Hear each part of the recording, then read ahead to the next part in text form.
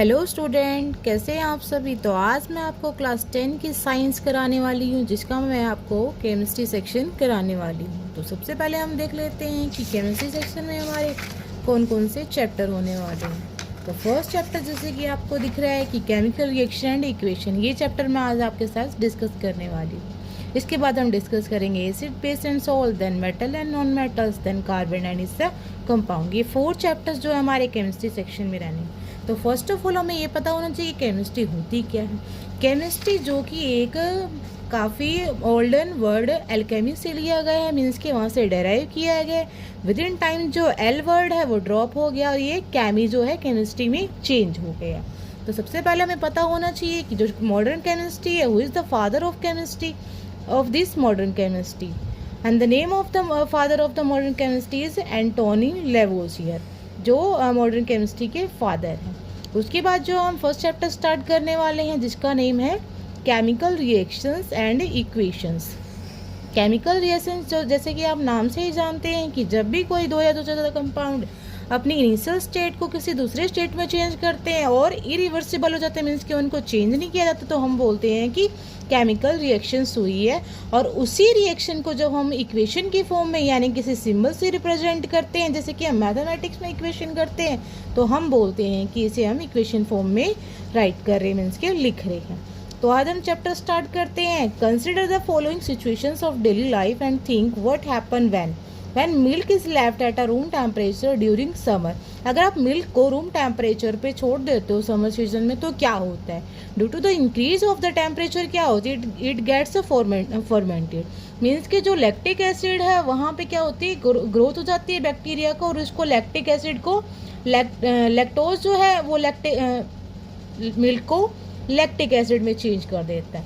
Then पूछा है कि the iron tawa pan and nail is left expose to humid atmosphere. अगर हम आयरन तवा या फिर कोई नेल या फिर कोई पेन जो है ह्यूमिड एटमोसफेयर पे छोड़ देते हैं, तो क्या होता है?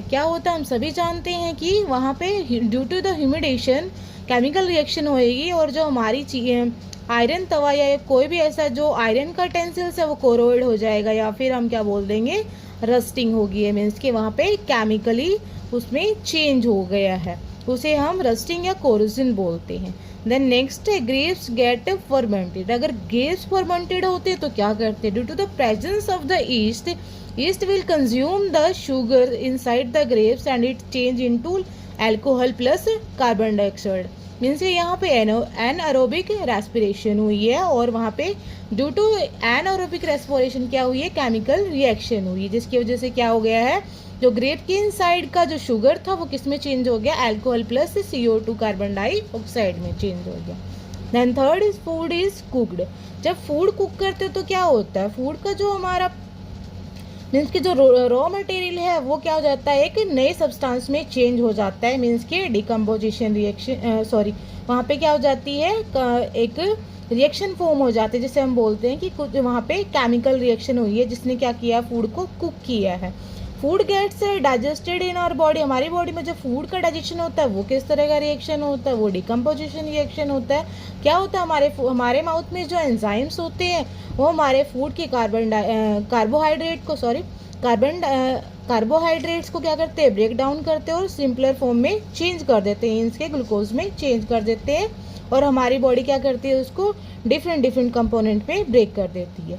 वी रिस्पायर, जब हम रिस्पायर करते हैं तो कौन सी केमिकल रिएक्शन होती है, तो वहाँ पे होती है एक मेटाबॉलिक रिएक्शन, जो कि हमारे सभी लिविंग सेल के थ्रू होती है, और एनर्जी रिलीज होती है। जो एनर्जी रिलीज होती है वो ATP की फॉर्म में एनर्जी रिलीज होती है। देन हम पढ़ेंगे कि जो नेचर और आइडेंटिटी और इनिशियल सब्सटेंस की, मीन्स की जब स्टार्टिंग में हमने देखा जो सब्सटेंस था वो अब चेंज हो चुका है। We have already learn about the physical and the chemical change of the matter in our previous classes. हम अपनी प्रीवियस क्लासेस में फिजिकल और केमिकल चेंज के बारे में पढ़ चुके हैं कि फिजिकल चेंज जो है रिवर्सिबल होता है, जबकि केमिकल चेंज क्या है, रिवर्सिबल नहीं होता है। Whenever a chemical occur, जब भी कोई केमिकल रिएक्शन हो जाती है, we can say that a chemical reaction has take place। जब भी कोई केमिकल चेंज होता है तो हम क्या बोलते हैं, वहाँ पे केमिकल रिएक्शन हुई है। You may perhaps be wondering as to what is actually meant by the chemical reaction। क्या आप बता सकते हैं कि वहाँ पे एक्चुअली में केमिकल रिएक्शन में हुआ क्या है? How do we come to know a chemical reaction has takes place, हमें पता कैसे चला कि वहाँ पे केमिकल रिएक्शन हुई है. So let's perform activity to find the answer of this question to find out a chemical reaction has been take place. तो केमिकल रिएक्शन को हम जानने से पहले हम केमिकल रिएक्शन को डिफाइन करेंगे कि एक्चुअल में केमिकल रिएक्शन होता क्या है. व्हेन टू और मोर सब्सटेंसेस रिएक्ट करते हैं और फॉर्म करते हैं कोई अलग सा सब्सटेंस, न्यू सब्सटेंस फॉर्म होता है, और जो केमिकल रिएक्शन होता है हमारा इरिवर्सिबल होता है, मीन्स के दोबारा से हम उसको उसी स्टेट में नहीं ला सकते, तो हम बोलते हैं कि केमिकल रिएक्शंस हुई है. यहाँ पे कुछ एक्टिविटीज़ दी हुई है, ये एक्टिविटीज़ आप अपने लैब में करके देखोगे in the presence of your teacher.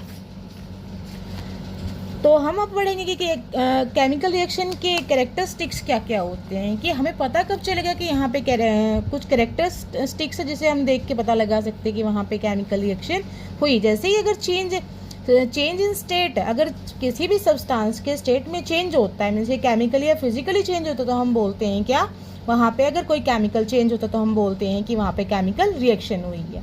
Colour in change, अगर कलर में चेंज होता है मीन्स के फिजिकली चेंज होता है, तब भी हम बोलते हैं कि वहाँ पे केमिकल रिएक्शन हुआ है, मीन्स के कैरेक्टरिस्टिक ऑफ केमिकल रिएक्शंस है. देन हम देखते हैं कि इवोल्यूशन ऑफ गैस. अगर इवोल्यूशन ऑफ गैस होती है हमारे सब्सटेंस में, मीन्स कि अगर हम कोई केमिकल एक्टिविटी परफॉर्म करते हैं और वहाँ पे कोई गैस रिलीज होती है, जैसे कि आपको यहाँ पर दिखाई दे रहा है कि एक कैनोनिकल फ्लास्क है जिसमें एक कोर्क लगा हुआ है, साथ में इन्होंने एक ग्लास ट्यूब को लगाया हुआ है और इसमें उन्होंने कुछ जिंक के ग्रैन्यूल्स और डाइल्यूट सल्फ्यूरिक एसिड्स डाले हैं. उसके बाद क्या हुआ है, यहाँ से H2 गैस बाहर रिलीज हुई है, जिससे क्या बोला हमने कि यहाँ पे एक केमिकल रिएक्शन हुई, मीन्स के इवोल्यूशन ऑफ गैस शो कर रहा है ये एक्टिविटी. फिर हम देखते हैं कि चेंज इन टेम्परेचर. जब भी कोई रिएक्शन होती है तो हम जैसे अगर टच करते हैं इसको तो हम देख सकते हैं यहाँ से टच करके इसको कि टेम्परेचर में इंक्रीज हुआ है कि नहीं. यही प्रॉपर्टी हमें बताते हैं कि केमिकल रिएक्शंस हुई है या नहीं.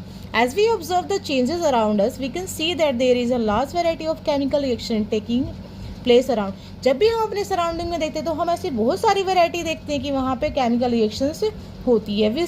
We will study about the various type of chemical reaction and their symbolic representation in this chapter.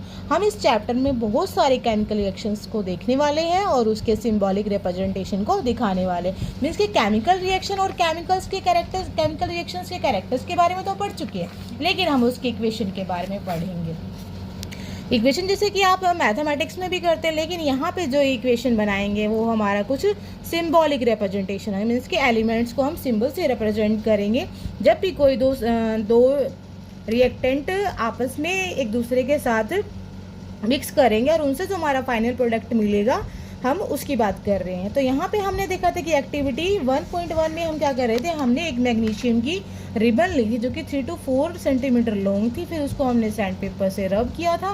Then हमने क्या किया था, एक पेयर ऑफ टंग से उसको होल्ड किया था. Then use a spirit lamp, हमने स्प्रिट लैम्प को यूज करके क्या किया था, बर्नर को collect the ash so formed in the glass ash, उस मैग्नीशियम रिबन को बर्न किया था. और बर्न करने के बाद हमें जो मिला था, जो मैग्नीशियम पेपर है वो रिबन हमने ऑब्जर्व किया था कि जो मैग्नीशियम रिबन है वो बर्न होती है डेजलिंग वाइट फ्लेम के साथ और चेंज हो जाती है एक वाइट पाउडर, या हम ऐश भी बोल सकते हैं. और जो फाइनल प्रोडक्ट है हमारा वो मैग्नीशियम ऑक्साइड का मिलता है. वही इक्वेशन जो है हम केमिकल इक्वेशन को हम यहाँ पे लिखेंगे. केमिकल इक्वेशन होता क्या है वैसे, मैंने जब भी हम it can be written in the shorter form. Chemical equation जो होता है एक शॉर्टर फॉर्म होता है और सिंपलेस्ट वे ऑफ बोल सकते हैं हम कि right it is in the form of the word equation. Word equation की फॉर्म में तो हम इस तरह से लिखते हैं, लेकिन जब उसे हम सिंबल इक्वेशन की फॉर्म में लिखते हैं तो Mg को क्या लिखेंगे, मैग्नीशियम को क्या लिखेंगे, Mg लिखेंगे, ऑक्सीजन को क्या लिखेंगे, O लिखेंगे, और हमारा फाइनल प्रोडक्ट क्या बन जाएगा, जो जितना भी हमारा इनिशियल प्रोडक्ट होगा वो हमारा इक्वल्स टू होना चाहिए फाइनल प्रोडक्ट को.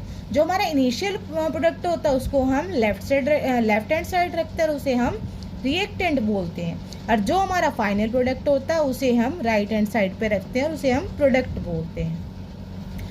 The substances that undergoes chemical change in this reaction, magnesium and oxygen are the reactants. तो यहाँ पे जो substances जिनमें chemical reaction हुई है उसमें मैग्नीशियम और ऑक्सीजन हमारा, और जो नया सब्सटेंस फॉर्म वो हमारा मैग्नीशियम ऑक्साइड हुआ है ड्यूरिंग द रिएक्शन.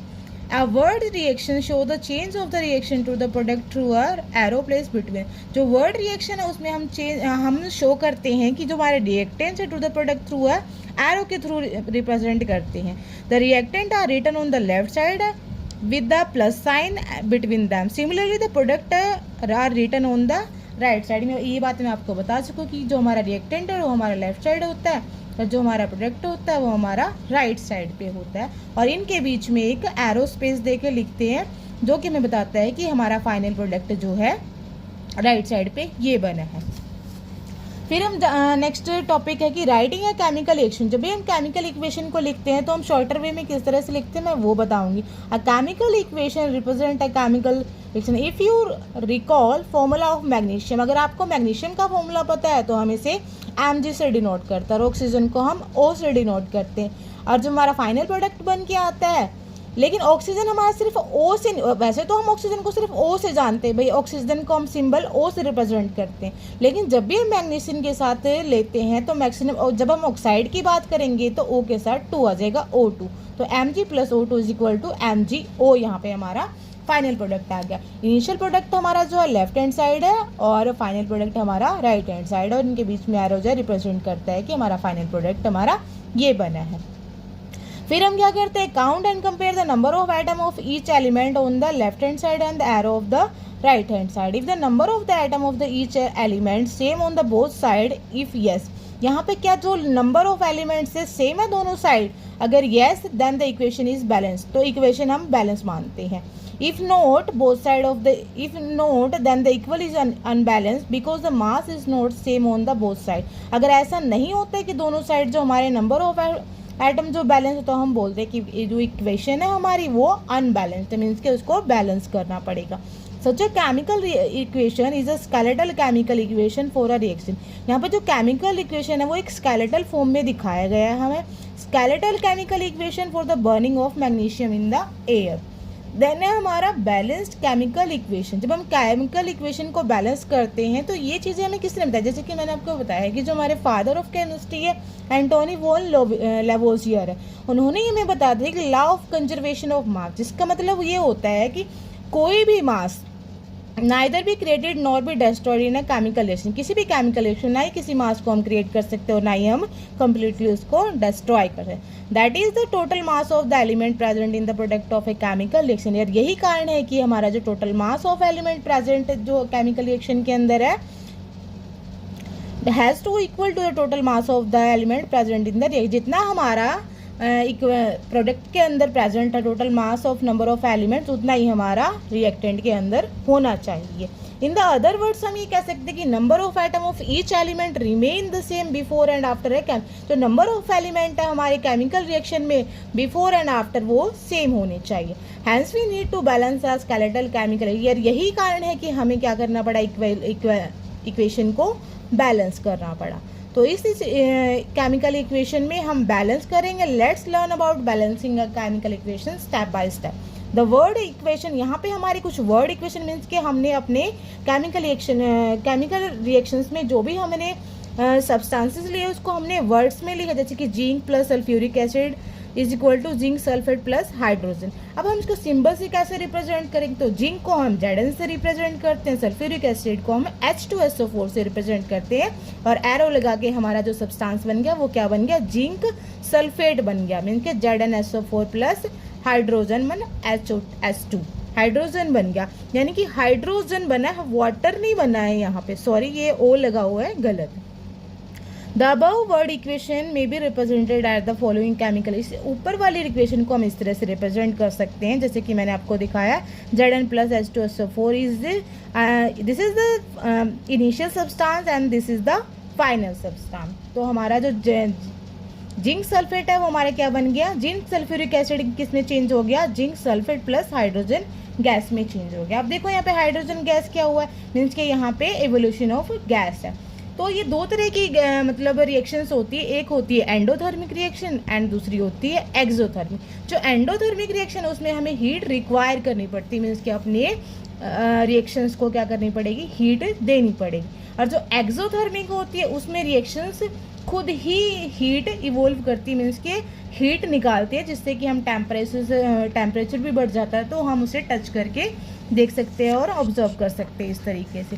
नेक्स्ट है हमारा कि हम इस तरह से टेबल बना के हम बताएंगे कि number of atoms of the different element on the both side arrow के थ्रू। तो यहाँ पे हमारा Zn का जिंक जो है 1 है, ये तो रिएक्टेंट है मीन्स के लेफ्ट हैंड साइड, और ये हमारा राइट हैंड साइड। यहाँ पे जिंक अगर 1 है तो यहाँ भी 1 ही है, यहाँ पे अगर H हमारा 2 है तो यहाँ पे भी 2 है, और यहाँ पे सल्फर हमारा 1 है तो यहाँ भी 1 ही है, और यहाँ पे ऑक्सीजन अगर हमारा 4 है तो यहाँ भी मीन्स के equation is balance.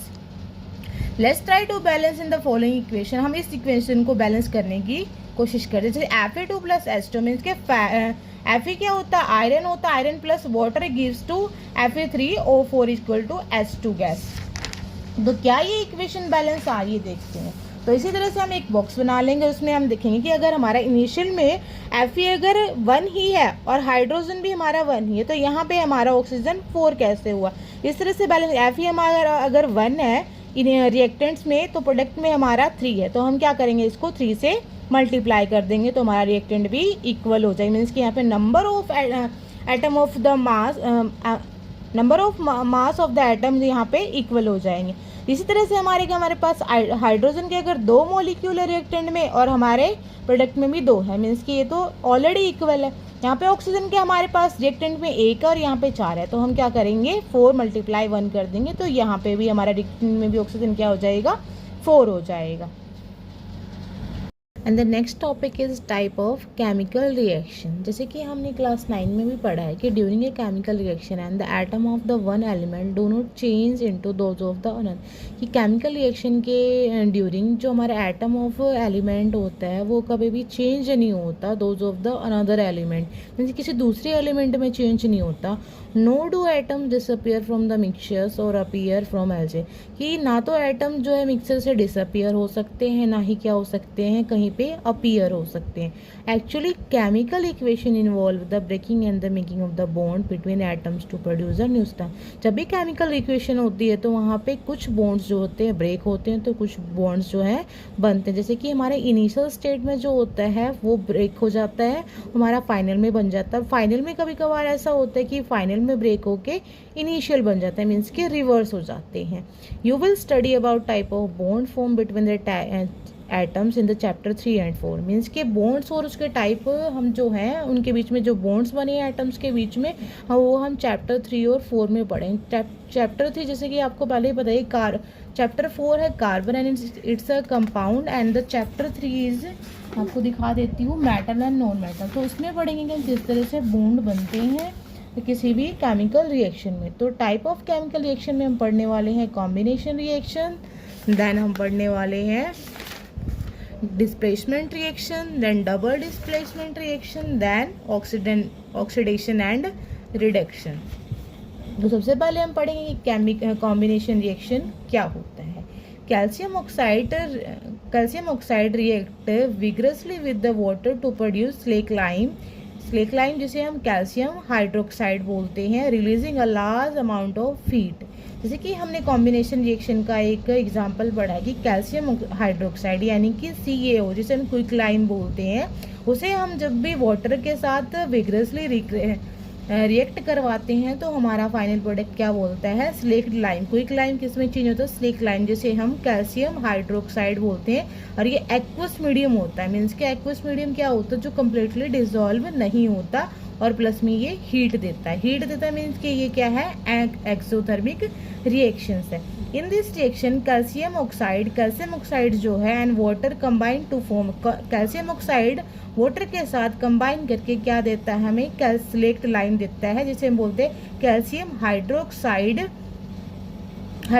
Such a reaction in which a single product is formed from 2 or more substances known as the यहाँ पे जो सिंगल प्रोडक्ट है वो किस में चेंज हो जाता है, 2 और उससे ज़्यादा सब्सटेंसेस में चेंज होता है, 2 और मोर देन रिएक्टेंट में चेंज हो जाता है, इसलिए हम इसको बोलते हैं कॉम्बिनेशन। क्योंकि यहाँ पे क्या होता है, कैल्शियम ऑक्साइड के साथ में वाटर कंबाइन होता है और हमें क्या देता है, कैल्शियम हाइड्रोक्साइड जिसे हम स्लेक्ड लाइम बोलते हैं, और हीट एनर्जी होती है जो कि क्या है, एक्सोथर्मिक रिएक्शन है। इसी रिएक्शन को हम इस टेबल में भी देखेंगे कि solution of slake lime produce by the reaction is used to whitewash. जो स्लेक लाइम होता है वो जो रिएक्शन में मतलब जो केमिकल रिएक्शन हुआ है वहाँ पे जो स्लेक लाइम बना है वो किस लिए यूज़ करते हैं, it is use for the white washing. जो हम वाइट वॉश करवाते हैं ना अपनी दीवारों पे, ये वहाँ पे ये वॉल्स पे यूज़ होता है।